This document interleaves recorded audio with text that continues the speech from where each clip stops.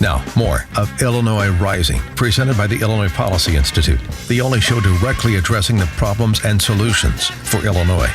Now, from AM 560, here's Dan Proft. Dan Proft back with John Tillman, President and CEO of the Illinois Policy Institute, on this edition of Illinois Rising. And John, I've lost track. I was Xing the days off my calendar like I was in prison, but what day is this now of Illinois held hostage by Mike Madigan and John Cullerton as it pertains to a budget? 4,332. Yeah, it seems like that, doesn't it? So give us a quick thumbnail on where you think the budget impasse is and where, if anywhere, it's going to go in the near term. I think we're going to have rolling passages of bills by the Democrats. They're going to try to create the optics of pressure on the governor, and he will continue to veto these bills if they're out of balance and not part of a constructive grand bargain. I think that's going to happen right up until January. To give a little bit more perspective on this, somebody who's actually sat in one of those legislative chairs, she is former State Representative Darlene Singer, who now is part of the Illinois Policy Action Government Affairs team working in Springfield on a daily basis on these matters. Darlene, thanks so much for joining us. Appreciate it. You're welcome. Thank you. So what is the play from Mike Madigan? You've seen this game before because we haven't had a balanced budget since I believe the state was incorporated. So I think you're right. So Mike Madigan continues to send out of balance budgets or telegraphing that he will to the governor's desk, $3 billion out of balance, $4 billion out of balance, and challenges him to veto them, which Bruce Rauner says he's going to do. Meanwhile, Bruce Rauner has said to Mike Madigan and John Cullerton, you have supermajorities. If you just want to raise taxes and keep spending at the pace you've been spending, then go raise your taxes. But I'm not going to be party to it. So how does this work itself out?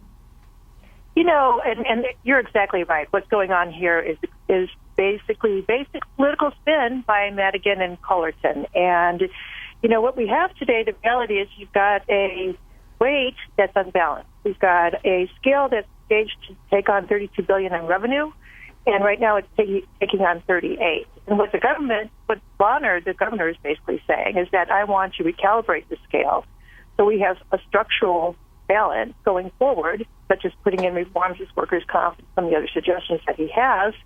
In the meantime, the Democrats, Madigan and Cullerton, are saying, we don't care, Governor, we're going to do everything in our means to paint you and the Republicans as being bad people by not funding, services for the homeless and substance abuse and the rest. But in the meantime, we're going to make sure that those who protect us get funded, such as the pension systems and state employees and all the rest. So I don't know how, that's the question everybody's asking is what happens to move this forward.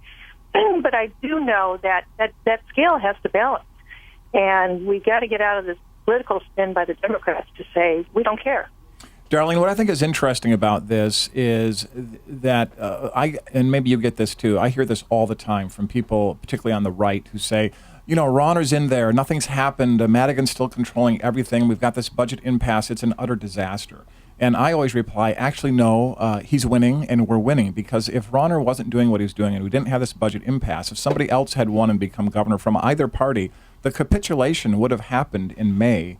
We would have had a balanced budget theoretically passed that was out of balance again, and there would have been no structural reforms. So I think the fact that we're down the road where we are today is actually victory in and of itself, regardless of what happens down the road. But I do believe that this is all a setup for a grand bargain come January when we're out of the supermajority requirement. What do you think of that theory?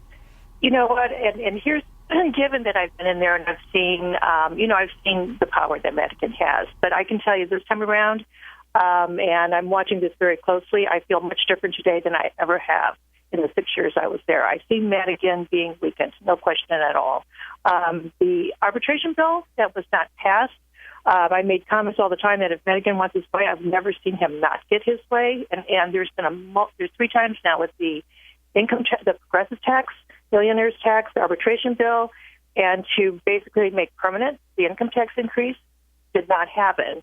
And if you look at his members, they're falling off like flies. And I've never seen this before. So, no, I totally agree that the pressure that has been put on by the new governor is definitely making an impact. But so this question for Darlene, for John as well. So what kind of structural reform, kind of reading the tea leaves and understanding what's going on and where some Democrats might be willing to give, even at the leadership level, What kind of structural reforms can we expect, either between now and the end of the year if a deal is struck, or even, John, if your theory is correct, the beginning of next year? My opinion is that I think we'll see some workers' comp reform. I think that's something that Madigan can give on. I just heard a great story, just to give you an example of how egregious our workers' comp is. A woman that runs a nonprofit, $22 million budget, and they provide services to a very compassionate group. I'm not going to say exactly who they are because I don't want to disclose who this individual is. And their workers' comp has gone from $400,000 to $1.4 million, 1.7 million. So that's about $1 million plus of services that are not being delivered to poor people who are struggling in this state. And that's the kind of thing that happens with workers' comp. So I think there's going to be an accommodation on workers' comp. Darlene, what else do you think besides that would be helpful to put the state on a better direction? I agree that the workers' comp is my most likely reform to be had, probably coming up here quickly. The other reforms that need to be had, and again, they're negotiating with state employees and the rest, is the whole compensation package, including the pension part of it.